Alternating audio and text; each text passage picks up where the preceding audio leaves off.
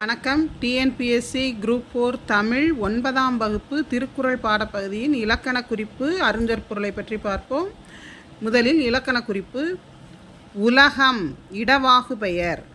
ஆற்றுவார் உழுவார் வினையாளனையும் பெயர்கள். உளவே வியங்கோல் வினைமுற்று.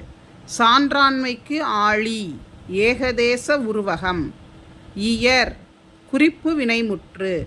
இன்பம் துன்பம் முரண் தொடைகள். அடுத்தது அறிஞர்பொருள். ஏவுதல் செய்ய கூறுதல். தேரான் அறியான் நோய் துன்பம். இகல் குரோதம் மனத்தாபம்.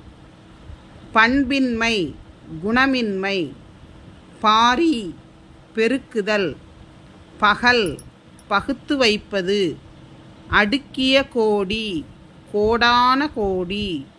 நான் பழி பாவங்களுக்கு அஞ்சுதல். ஒப்புரவு எல்லாருக்கும் உதவுதல் பரோபகாரம்.